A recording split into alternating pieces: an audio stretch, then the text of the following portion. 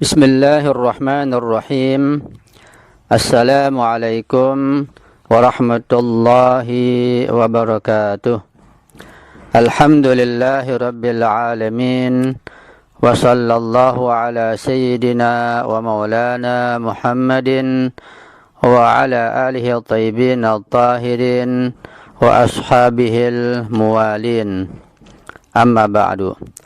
Ma'asyiral muslimin wal muslimat rahimakumullah. Pada pertemuan yang pertama, pembahasan kita tentang wilayatul faqih sudah saya sampaikan secara sederhana 2 poin, yaitu tentang makna wilayatul faqih dan tentang pentingnya wilayatul faqih. Pada pertemuan yang kedua ini saya akan menyampaikan tentang batasan-batasan wilayatul faqih. Poin ketiga, batasan-batasan wilayatul faqih. Itu ada 5. Yang pertama, perintah wilayah wali faqih. Seluruh kaum muslimin diwajibkan tunduk dan menaati perintah-perintah wali faqih dan berbagai larangannya. Hukum ini mencakup para ulama dan faqih, terutama para muqallid beliau. Tentu ungkapan ini bagi orang yang meyakini dan percaya tentang wilayatul faqih.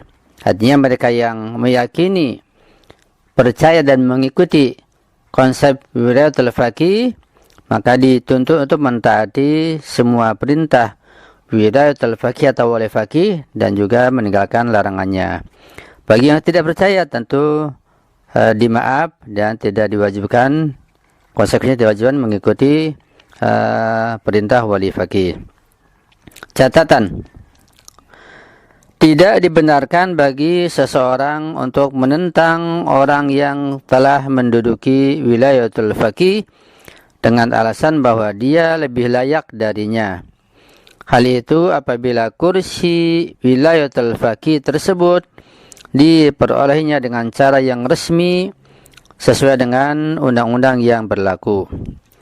Seperti yang sudah kita ketahui bahwa seorang wali faqih yaitu Sayyid Al-Habib Imam Ali Khamenei telah menduduki kursi wilayatul faqih secara resmi yang dipilih oleh para ulama atau ahli khibrah yang ada di negara Islam di Iran. Dan karena itu tidak boleh kaum muslim yang di sana menentang wali faqih tersebut.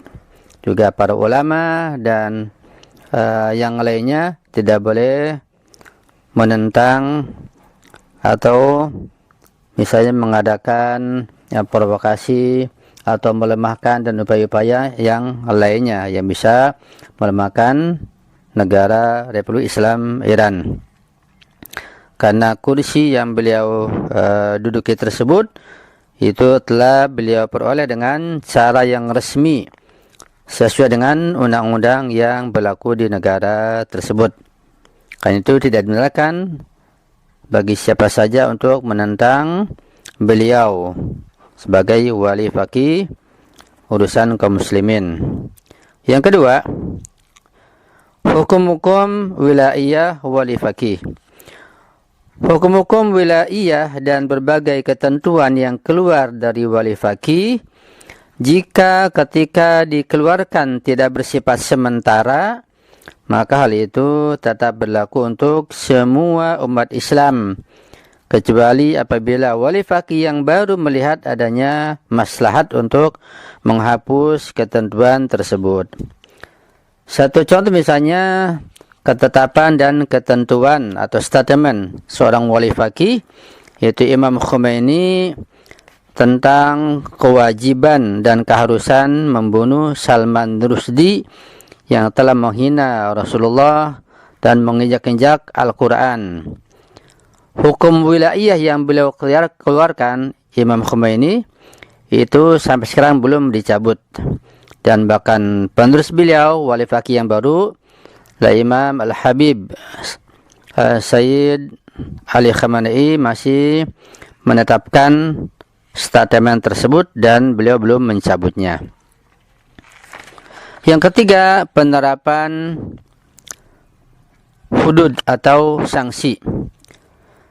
Sanksi atas pelaku pencurian, zina, dan lain-lain pada masa gaib seperti sekarang ini harus diterapkan. Dan wewenang tersebut khusus berada pada kekuasaan wali faqih. Jadi masalah-masalah hudud atau masalah sanksi atas berbagai pelanggaran undang-undang Islam seperti berzina dan pencurian serta lain sebagainya itu harus diterapkan. Karena tidak ada artinya sebuah negara Islam jika tidak menerapkan hudud atau sanksi tersebut. Dan masa ini berada pada wewenang wali faqih, bukan presiden. Karena kedudukan presiden di negara Islam di Iran itu, presiden lebih rendah di bawah wali faqih. Dan wali faqih tentu lebih tinggi dan menguasai atau memimpin orang-orang yang berada di bawahnya. Seluruh pemerintahan, seluruh jajaran pemerintahan berada di bawahnya. Karena itu wewenang masalah ini, masalah hudud, masalah sanksi atas pencurian seperti potong tangan, perzinahan, dirajam, sampai masalah hukum i'dam atau gantung, orang yang merampok dan membunuh kembali, itu berada pada wewenang seorang wali faqih, bukan presiden. Jadi presiden seperti sekarang ini, Presiden Rouhani itu di bawah wali faqih, di bawah dan harus tunduk kepada Al-Imam Sayyid Habib Ali Khamenei hafizahullah. 4. Mendahulukan kepentingan wali faqih atas kepentingan masyarakat umum. Apabila terjadi kontradiksi antara kehendak dan kepentingan wali faqih dalam hal-hal yang berkaitan dengan maslahat Islam dan kaum muslimin dengan keinginan dan kepentingan masyarakat umum, maka kehendak dan kepentingan wali faqih harus didahulukan dan diutamakan. Kita bertanya, mengapa kehendak dan kepemimpinan wali faqih itu harus didahulukan dan diutamakan? Ketika terjadi misalnya, kalau ada ya, ketika terjadi kontradiksi antara kehendak dan kepentingan beliau, wali faqih, dengan misalnya marja yang lain, atau pejabat yang lain, atau mustad yang lain. Karena sudah jelas bahwa kehendak dan kepentingan wali faqih itu bersifat lebih umum, lebih universal, lebih menyeluruh.